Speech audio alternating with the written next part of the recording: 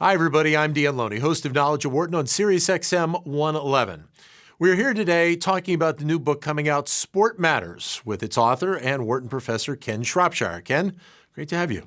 Thanks, Dan. Good to be here. This is an interesting topic to bring up because there certainly have been a rash of incidents involving all of the sports industry where we have seen a quote-unquote loss of respect. And that's something that you talk a lot about in this book. Well, it's incredible. I mean, even this week, just now, Little League has encountered further problems with this whole issue of integrity, respect, all the important issues that we think about outside of sport, and we really think sport should project most positively. So this has been a pretty dramatic year.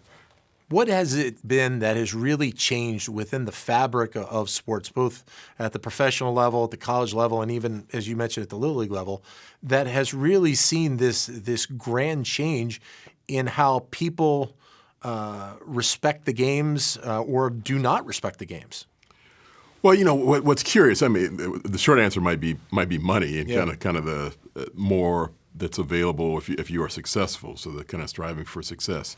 But I think more deeply, probably what has brought this to our attention is how easy it is to get information now. I mean, it's more if you think the incidents, the Donald Sterling, then you think the owner of the Atlanta Hawks, you think about Ray Rice. I mean, all this has been exposed in a way that we never saw before. So historically, Babe Ruth and Lou Gehrig may have been up to a lot of things, but we didn't know about it. So it's really that has revealed some of this huge respect or lack of respect issue that occurs in so many levels in sport. One of the cases that you discuss in the book involves the Miami Dolphins and their hazing case, which is interesting because I know you spent time with the Dolphins in terms of talking with them about what happened and maybe how they can affect change within their organization.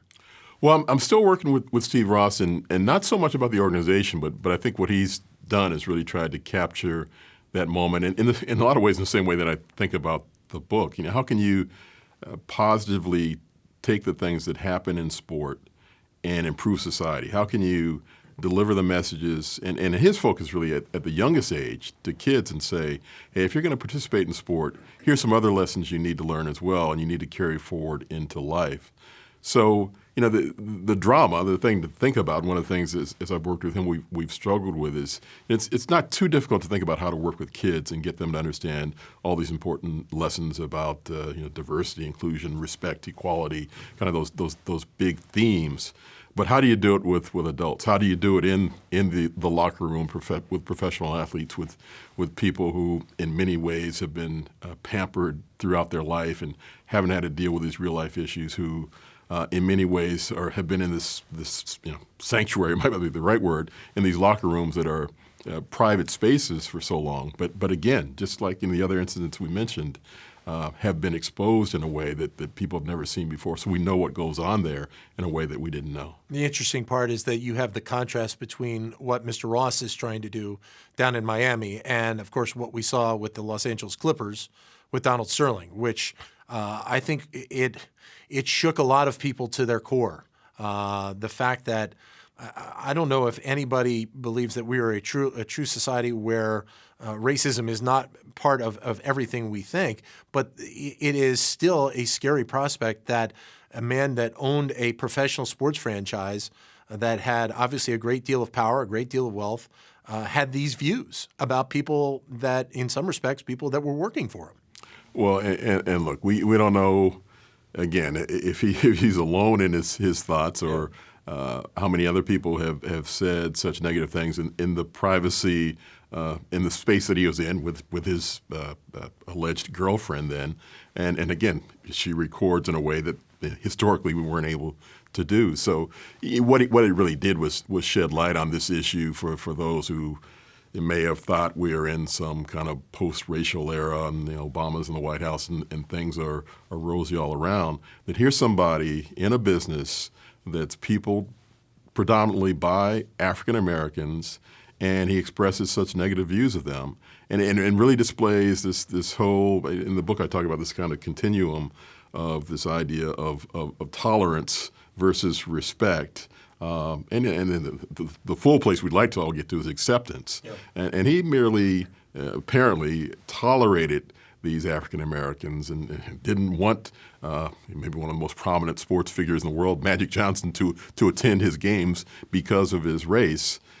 So that really shed a light on where we are. But I think that not so important that this one man did what he did, but just the fact that this still exists and exists in the most powerful position in sport at the ownership level. It's interesting because when you look at ownership of professional sports teams these days, you have some owners that are doing some unbelievable work for their communities, for their organizations, but you do have owners that I don't know if it's a case where the bottom line still ends up being the most powerful thing, but you have a case like the Washington Redskins where that name has obviously drawn a lot of attention from the American Indian community. They are not happy with it for the most part, yet Daniel Snyder, the owner of the Redskins, is sticking to his guns in some respects and saying he will not change the name of that name of that team. And look, successful men become successful because they have the type of stamina and drive that Dan Snyder has, and he's displaying on this issue. But what this illustrates further, I mean, again, we're talking about owners and the different kinds of issues that are there, is the need for not just diversity in these big settings, but also inclusion. It's never clear to me who it is that he's getting this advice from that drives him to stick so adamantly behind his decision to stick with the name that is one of the most racist names characterizing a group of people in existence. Yep. And the fact that you can find some people that say, and you find some Native Americans that say it's okay, that you can poll fans and majority of fans say that it's okay. Well, there is a substantial group of people that say it is abhorrent. It is one of the most racist names that exist. And if you kind of take the casual step, like in Webster's dictionary, that's the kind of definition you'll get of that phrasing. So it's not that difficult. I mean, in sport, we've seen name change take place quite a bit. I mean, we've seen teams take this move and do it positively. And we just saw it this past season with the Charlotte Bobcats, back to the Charlotte Hornets. And it was a tremendous marketing opportunity. They increased their sales. So there are ways to do this positively. It really is, again, if we think the character of many of the people that own these teams, and if you think that there are certainly the positives, but here's a negative moment that also allowed this guy to be very successful in what he does. Character obviously played a big part in the aftermath of the Ray Rice case, which was a case where there was very shocking video of Rice and his fiancée at the time in an incident in a casino in Atlantic City. But I think as horrified as a lot of people were of the incident itself, they were also disillusioned in some respects by how it was handled by the quote-unquote leaders that were involved in that case, whether it be Roger Goodell leading the case for the NFL, whether that be Steve Bisciotti for the Baltimore Ravens. They did take the action to release Ray Rice from his contract, but still there were some people that were very disillusioned by what happened through that whole situation. Yeah, one of the great things about that terrible incident is it's a very vivid visual of again, the need for greater inclusion in these decision-making processes. I mean, to have somebody in the room that understands about domestic violence, to have somebody in the room, unlike myself, who when I saw the second video when Ray Rice struck his then fiancée as a man would hit a man, I'd never seen that in real life. I mean, I'd seen the kind of comical version, but never, fortunately, I'd never seen it in real life. So when that occurs, if you don't have the inclusive atmosphere in your leadership setting, do you really know how to react? And part of the lesson that we get from that is to understand that when something new, something you're not familiar with occurs, if you don't have a domestic violence specialist, or you don't have a Native American, or you don't have an African American in your leadership space, or wherever you may be, then this is the time where you should go out and seek that additional advice and guidance before you take a step that can later be severely criticized and proven to be wrong. Is it tougher at times when you have an organization, in comparison to what the NFL went through with the Ray Rice case, is it tougher sometimes when you have an organization like the NCAA? Much different situation, but we're talking about an organization that has been very much under fire for a lot of topics, a lot of issues over the last several years. The situation down at the University of Miami with the investigation into their potential improprieties. The situation at Penn State with Jerry Sandusky and how they handled that. It does require a different type of leadership in some respects.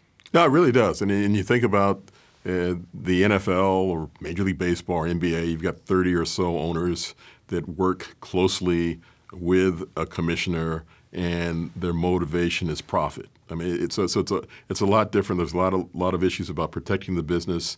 In the NFL, they talk about protecting the shield. The NCAA, you've got 1,000+ member institutions. You've got an administrative body in Indianapolis. Is the interest in making as much money as possible, or is it in educating student athletes? And when you have these additional issues that come into these institutions, individual schools, and maybe they don't happen at all the schools, how do you get everybody united behind the kinds of issues that have to be dealt with? So it's a lot different. I mean, it's a lot different when you think about an educational institution trying to deal with issues as opposed to a professional sports organization, I mean, which is a small, not a small business, but a relatively small business to IBM or others that has to make business decisions that aren't related to, you know, are we going to get this kid to graduate and to get a degree and to think about being a donor later on, and those sorts of things. The interesting part about the NCAA is the fact that even though they are tied to educational institutions, realistically, the NCAA is a quote-unquote money-making operation when you think about the contracts that they are dealing with to promote college basketball, to promote college football. And in some respects, people, I think, believe that that's at the detriment to the organization, that they have so much influence over money-making entities that maybe do they lose sight of what the grander picture is at times. Right, and part of what the NCAA's problem is that I think much of the world doesn't understand what the NCAA does and what it doesn't do, and part of what the world doesn't really focus on. The NCAA, they run a great basketball tournament. That's probably the biggest moneymaker for the enterprise. But in terms of the football games, the football championships, and all those, that's outside of the NCAA's purview for the most part, except for the eligibility of the athletes. And the dollars that are coming in, the new dollars that are really coming in, that's up to the individual conferences. So that's the Pac-12, the SEC, and all those other entities. And so, you know, maybe greater scrutiny about what they're doing and whether or not those dollars are being used to further the educational missions of the individual institutions. I mean, that's really where I think the focus should be. You know, we can beat up the NCAA all day, but let's follow the money and see where it's going and the positive things that can be done. And for me, that's well beyond thinking about paying athletes. It's about thinking about how do you help these young men and young women find their way in life, and the early realization that the sports thing is not going to last forever. You got to figure out a way to survive in the world that goes beyond balls and bats and rackets. The book is Sports Matters. Ken, what would you like people to really be left with? What vision would you like them to be left with after they read this book? Well, you know, part of the drama that I went through in thinking about this book was to move away from thinking about, although it is in my mind the dominant respect issue out there, move away from just the race issue, which I wrote about some years ago in another book, and really just understand that a lot of the issues that are out there in this space, and I think beyond, are about respect. And if we can just figure out how do we treat people in a respectful manner, and sports provides a prism for us to think about that, then we can all be a lot better off. Thank you very much for joining us today. Thanks, Dan.